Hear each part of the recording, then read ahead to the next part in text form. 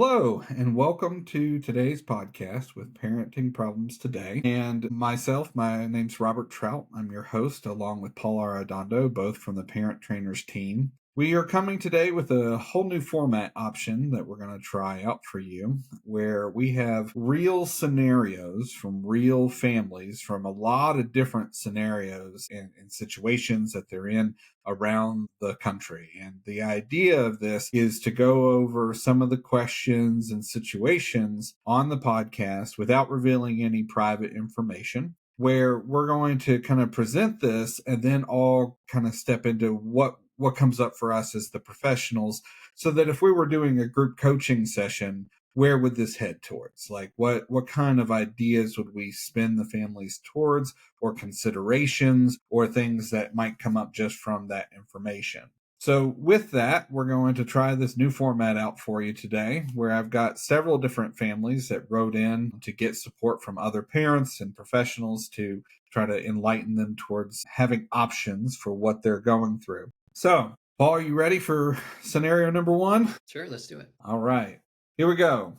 My 9-year-old daughter needs nightly talks before bed. Often, this is about friend drama or worries or general anxiety or fears. However, my issue is that they never resolve in the conversation that we're having. She rejects advice or validation and says I don't understand her at all, yet she can't explain how I don't understand her. She says she often feels sad, especially when we're not doing things. So boredom is definitely a consideration that brings a lot of stuff up for her. I don't understand why this always has to happen at night. It can never be discussed during the day. Then, when I started to mention things such as her seeing a therapist, she says that she felt worse now because she's the kind of person who apparently needs help.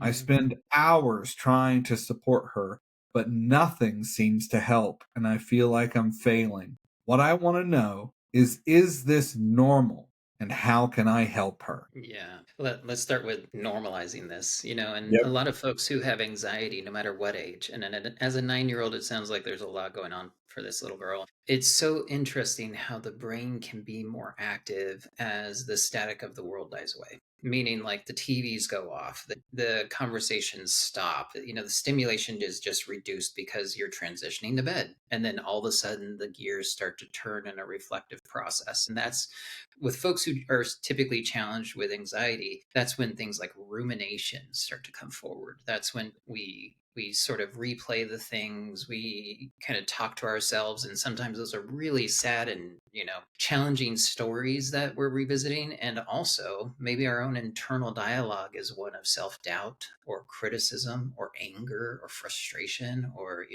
especially if it was being bullied, there's maybe some sadness and grief and confusion. And so there's a lot of emotions that come up, right? And so to hear that your daughter is saying, you don't understand me. I mean, that statement often means, oh, wow, there's a lot going on here that she's not even capable of vocalizing as a Yep. 9 year And old.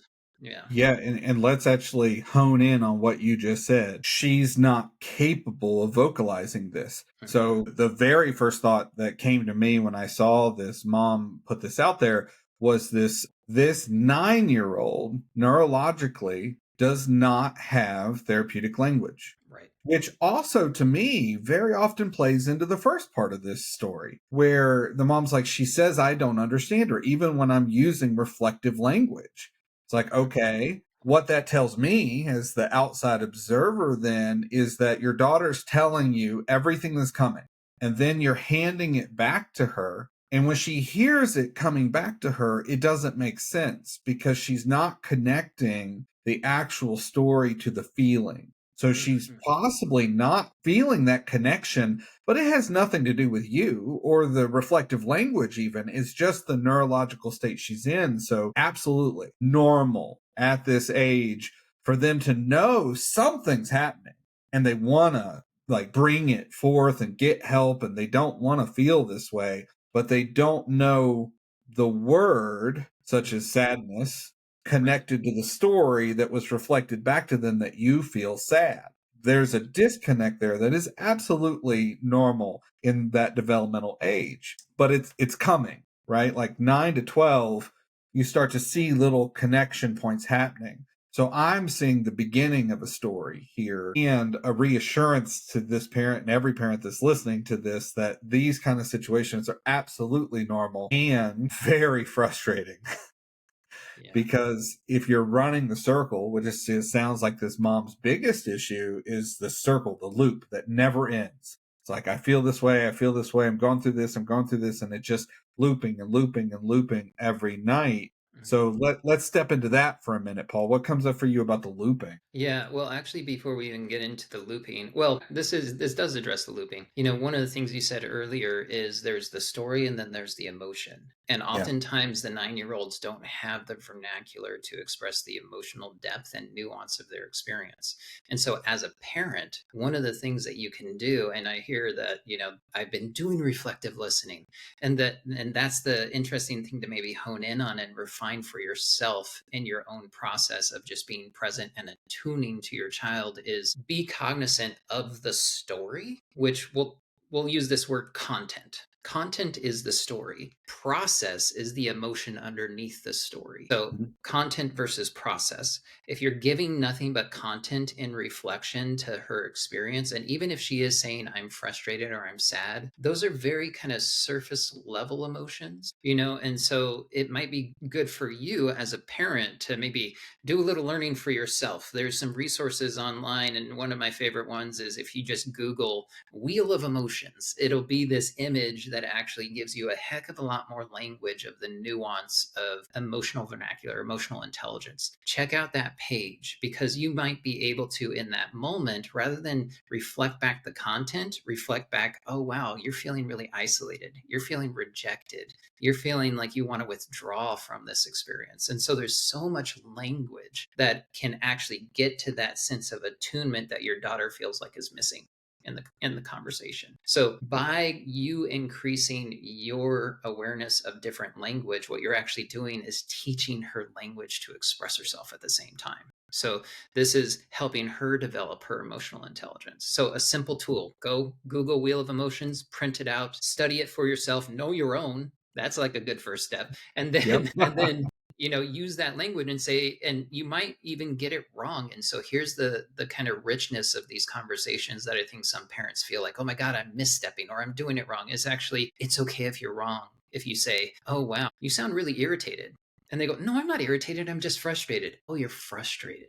That's actually a process. That's actually them expressing themselves. That's actually Yes. productive. So watch out for, you know, judging yourself when actually what you're doing is you're helping them verbally process. So it is about them developing language. And again, simple tool. Check it out. It's worth investing in for yourself and your own internal landscape and that knowledge and that wisdom of how that can serve you to then ultimately pass that on to your child. Yep. There's also something for parents to consider. Neurological development happens different for every single kid.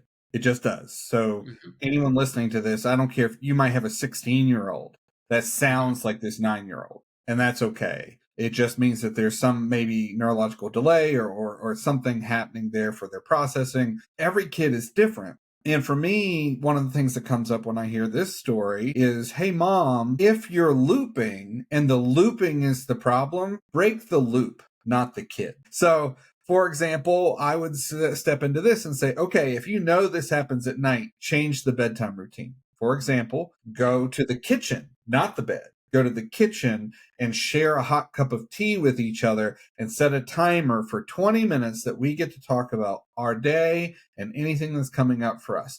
So now the trigger isn't I'm in bed and I'm unwinding. It's we're going to build in this time that's connection time. Because that also came up for me in this is that so many kids will create these scenarios because they want to spend time with you. And this is the only way they figured out to gain your full undivided attention is that the workday is over and all the other kids, are already in bed and homework's done and we had dinner. Like life is done. So now is the only moment I can grab your full attention. That Mhm. might be playing a role in this scenario. It might not. But as I hold that, there's okay, break the loop pattern is going to be the real step here for changing your frustration about how this is going. Because if you just keep putting this kid to bed, expecting it to be different, that's on you, not on them. They're using the time that's been allocated to them to meet a need, some emotional need or some connection need or something that's going on there. So if you recognize that the need needs to be met, try it differently. Switch it Hmm. where now we're in the kitchen for 20 minutes before we go to bed. And this is connection time just between the two of us to have tea and talk about our day and see what's going on. But then after that 20 minutes, we go to bed, we read, we go to sleep. Build a routine that's different than what you've been doing. Sounds very simplistic, but it's also extremely effective. And stepping into this age group, it's still effective. It's great for little kids, but 9, 10, 11, 12, they're still going to follow your lead as you're going through it. Yeah, and the last thing I'll say to put a fine point on what you were just offering, Rob, is creating the boundary to understand that sleeping time is actually a time when we start to decompress, not when we ramp up, Mhm. right? And so being clear about that, and it doesn't have to be heavy-handed. It's just like, hey, sleep is so important that in actually having a healthy routine of us settling down and taking deep breaths together, or wiggling our body until we release the tension, or doing the things that a 9-year-old would be into. Sometimes some of these kids, it's so pent up in their body that they need to actually wiggle or dance, or especially with the little ones, sometimes having a little like wrestling match with dad is actually a good thing before they go to Yep. bed, just to kind Yeah. of like settle the nervous system. Yeah. So figure out who your kid is in that way. Does your kid need movement? Does your kid need focused attention? Because as you said, Rob, everybody's neurologically different. Everybody responds differently. So yeah, be curious. Be curious. Try some things out. Consider it an opportunity to learn more about your process with your kid, who your kid is, how you can meet your kid in a healthy way. And it's going to be a process, especially as 10, 11, 12, 13, 14, 15. Yeah. You're going to continue to learn about who your child is, and as you know. Yep, absolutely. All right. Well, let's kind of switch gears off of that Sure. story and go into another story to a family that's out there. And our hope in this for anybody that's listening is that as you hear one family story, you start to realize that you're not alone. There's so many scenarios that, like this first story, this is hundreds of families that are going through similar things that they're trying to understand bedtime routine or anxiety or something. There's always some connection point, and that's what we find in kind of the parent support groups and things that we do in group coaching and all that kind of work. Is the families hearing this and going, I can use that for me, I just need to adapt it a little bit. So if you're listening to this, that's the goal of this kind of model of looking at real stories and scenarios and kind of moving through it. All right, Paul, let's move into scenario number 2. We're going to grow up several years here for this one.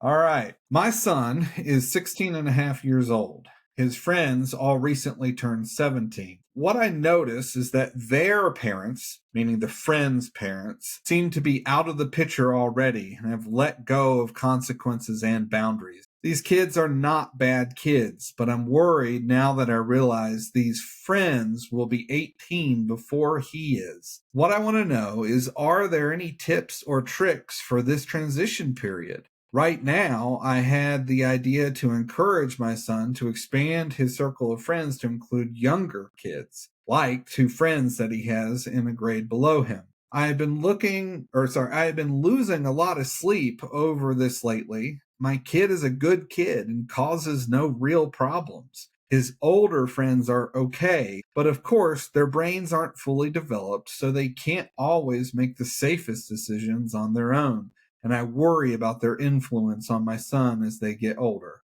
Thoughts? Yeah. Well, I mean, gosh, teenage boys, they can be pretty darn impulsive, right? So I can understand the concern. And especially like that thing of him turning 18, 16 and a half. You have a little bit of time, And so the first thing is, please take care of yourself. If you're experiencing restless nights at this age, as it gets closer to 18, I imagine that's going to continue to build for yourself. Just being able to vocalize that you have a good kid, give yourself a pat on the back and trust in the fact that you've already done a good job. And of course, you want to build in like this idea of helping your son be discerning. What does it mean for him to make decisions for himself? What does it mean for him to actually understand his impulsivity? Kind of like the previous story, I'm going to encourage every single parent in the majority of situations, be curious, right? Mhm. Not curious in like an investigative, like put them under the interrogation lamp at curious, but more about like, hey, how's it feeling being out with those guys? And how are you doing with like being the younger guy? What's that like for you? I mean, that sort of direct question might get him thinking about it. And who knows whether he's, I mean, again, that age, they start to get those blinders, right? They start Yep. to shut the world out, and you might not hear the answer that you were hoping to hear. And so it is about sometimes asking questions that are like planting seeds, and you're actually helping them develop their insight or their own curiosity about their process. So, how you doing with like knowing that substances are out there? What's that been Yes. like for you? And again, you Yep. might not hear a very clear, direct answer. You might get the side eye, or, and that is Yep. again normal. It is about like saying, hey, I would love for us to be able to have a conversation like this. I would like us to have this feel like a normal conversation. So, right now, you have the opportunity to deepen your relationship with your son before he gets to that 18-year-old age and he's pushing Yes. back and really claiming that autonomy and really stepping away more fully. You're setting the stage for that relationship. Normalize curiosity, normalize vulnerability. And in fact, oftentimes when it comes to a coaching aspect, that starts with you. Start with Yep. being a little bit more vulnerable yourself. Tell him about your day. Tell him about how you're feeling about certain things. You don't have to dump, Yes. but be willing to show up and have a more collaborative sort of peer-to-peer, not exactly peer-to-peer, but you get the gist, style of conversation. Well, let's be clear about this. We talk about this in a lot of our online trainings and things that we do with parents. This is the moment. 16 and a half, he's right in there of that moment where this is not going to be your kid much longer. That's part of the problem we face with young adults is that parents are still trying to teach and talk to them as children versus that at this age, I'm going to start sharing with you the reality of my adult life. And that's what you just said, a little vulnerability, not the whole thing. Let's be absolutely clear about this. They are not your therapist. They are not your partner. They are someone that is starting to learn to have adult conversations. So that starts with you. And by bringing them into that scenario, you're setting the stage for them to say, oh, well, you're willing to talk with me. I'm willing to talk with you. So we have to lessen our reactions to their life experiences and step into that mentorship teaching role that we can be for them, where our relationship is now different, where it's adult to adult is where we're headed. I'm going to bring you into that category of conversation and trust and process by being your parent, but moving into that stage of saying, I'm a parent with another adult and bringing them along. I mean, that's rite of passage work, is what we're Certainly. really looking at there. And Mhm. that takes me to what I said to this family. I interacted with them actually from this post. And what I really got into was this statement of saying, it's okay. It's pretty normal that your kid just happened to end up to be the younger of the friend group. And they're all going to turn 18. So you might even want to invite those kids that their parents have let go of them, invite them in, become safe for them and your son so that you're the teacher and adult and the trust center that's there. That's one option to consider. Another option, which I think they really enjoyed, was getting into this. Okay, he's 16 and a half and you want him to learn about making mature decisions. What about putting him in a mentorship role? So not just expanding that friend group of like, hey, hang out with younger kids, give him a role where he's coaching younger kids, being a big brother to really little kids, like letting him realize the influence of being older and more mature and needing to make adult style decisions, not just for himself, but giving him purpose within the family, purpose within the community, and purpose within relationship to people who look up to him.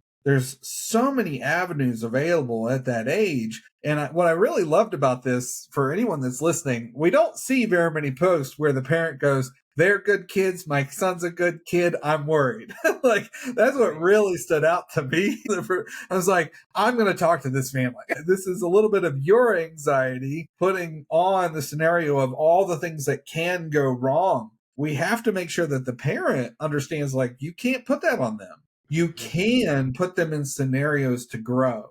But if you keep looking at them saying, I'm worried you're going to do something stupid, all you're doing is making them want to hide the stupid things they're doing versus the, I know you're going to make mistakes and that's okay. And I'm here for you when you do make those mistakes. Let's work together to figure out how you can move towards being an adult. Two very different approaches there in language and technique, which a lot of our parents, I mean, that's what we're teaching them is the technique of actually interacting and doing this with their kid and developing. Mhm. Any final thoughts on that one? Mhm. Or should we move on to scenario number 3? Yeah. Yeah, let's move on to 3. All right. All right. We're going to decrease in age again. We're going to go back. This is a 10-year-old son. All right. We have a 10-year-old son. So this is a mom and a dad. We have a 10-year-old son who's always been small and skinny for his age. He recently shared that he's being bullied at school completely based upon his size. He's always been a kind, really unaware kid, but the teasing has now started to make him self-conscious. We've taught him to stand up for himself, but he fears that it will only make the bullying worse in a town where everything is centered on how athletic you are. He's really struggling. Any advice? Mm. Yeah, it is interesting to hear that the environment is more geared towards athleticism, Yeah. right? And so the first thing that comes up is the boy's self-esteem, Mhm. right? And being able to reflect back to him the strengths that he has. Maybe he's an artist, maybe he's a dancer, maybe he's a musician, maybe he does something else, right? And there Mhm. can be value in at the very least, connecting him in with community that he can relate to, connecting him into a community that he feels safe with, connecting him into an environment that ultimately he feels like he can be himself, right? And be accepted. When it comes to the bullying side of things, I mean, gosh, we can go 100 different ways, Yes. talk. Good. I mean, yeah, Rob, how about you jump in and just get that Well, part of the I mean, conversation going? honestly, I whenever I get into the bullying conversation, I always say like this is a one-off. It means that you have a one-on-one plan because it's so much of how you do this. It depends on the personality of the kid, the goals of Mhm. the family, where they live. There's so many factors to creating an effective approach to work through a bullying scenario. So anybody that's hearing this, I know that that sounds like a cop out where I'm like, well, you need to talk to someone like us and create a plan specifically tailored for you. Well, I'm sorry. That is absolutely the truth because each family is different. And the reality of this post for me is that that 10-year-old might be completely right. That standing up for yourself in whatever way he's been told, he might be able to read that scenario and go, that doesn't work where I am. So, first, like, okay, let's take a breath and back up, find somebody to help kind of coach the whole model to that. I agree to you about seeking safety. That's a huge part where each individual family with the kid, whatever he's into, there's this whole like, okay, let's make sure he has safe space each day, each week, something like whatever you can, where he can just be himself and not be in that fear state. That's going to be important no matter what. Mhm. Now, for me, I step into this a little deeper and I go, okay, very often for 10 years old, I mean, he's not even hit puberty. So if he's smaller, like we have no idea what the next 3 or 4 years are going to really have an effect on for his size, his physical size. And there's an element to this where I would coach any family in that scenario to hold space for the conversation with a 10-year-old of saying, how would you like to be seen? Not what do they tell you you are, right? So too many people latch on to the what they say isn't true conversation, right? You're great. Okay, hold on. We got to back up a little bit. At 10 years old, he is starting to get this sense of his place in the world and the family and society, etc. He's not to individuation yet, but he's close. So there is going to be some thought there. So I would make sure that any family in this type of scenario at that age range takes a moment to breathe and says, okay, I need to build a conversation for this kid, whatever sex they are, whatever age they are in that range, whatever it might be, around who they want to be right now and how can we support you being seen in that way. by yourself and your family and those that are around, because we need enough support around that identity for them to try it on and figure out what they want to do with that. So it's kind of a counteraction to the bullying experience that he's going to have at school. Thoughts on that? Yeah, I mean, I appreciate that approach, and I think it's worth trying to, at the very least, offer a couple of things to parents because they're like, "But it's happening at school." Yep. Right? And so, typically if a family's reaching out to us at this point, they may have already tried to talk to a teacher. They Yep. may have already tried to talk to administration or a counselor on campus or, PTA. Or, I mean, I would imagine if those avenues haven't been explored, that would be a good starting point. Let's come back to your son and be curious about how has he been able to navigate it in a good way to this point and highlight his strengths in navigating that environment, right? And help him understand that there might be ways for him to further keep himself safe while in that school environment or while in that social environment. And that could be, talking to him about walking away, obviously, talking to him about moving towards a healthy adult, talking to him about, making sure that he is expanding his social groups, if that's also available, creating the space for him to, find again safety within that environment. So be curious about how your son's doing it, how he's been doing it. Because as you said earlier, Rob, like standing up for himself and him going, no, that doesn't work.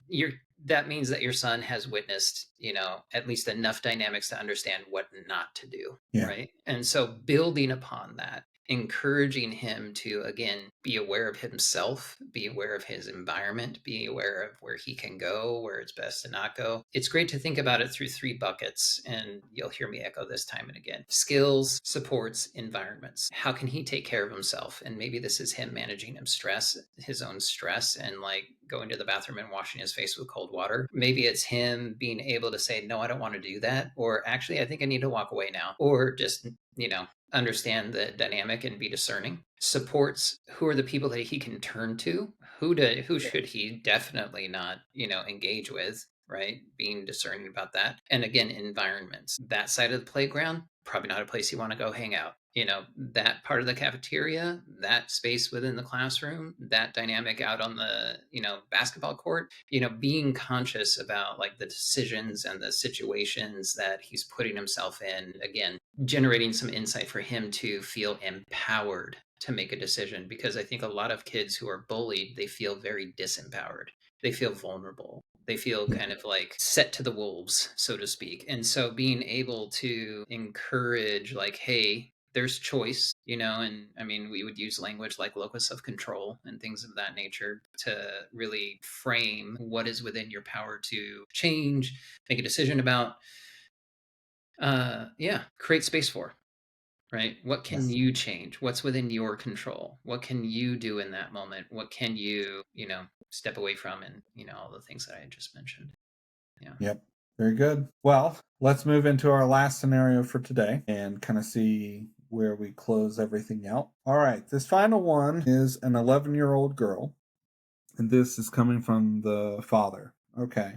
My 11-year-old daughter is struggling this year. She has been going through a tough time with friends and also through the beginning of puberty. A lot of things are changing. A growing issue is her ability to start turning small lies into big ones, and has started a pattern of gaslighting us, even when she is caught red handed. I'm going to come back to that later. Caught red handed with evidence. She refuses to admit fault and often escalates minor incidents into major fights, even though the consequence for the minor offense would have been a simple apology. I've tried explaining the importance of taking responsibility to her, but she does not want to listen, and her go-to is to double down even when confronted with clear evidence that she did do something wrong. Should I just state my point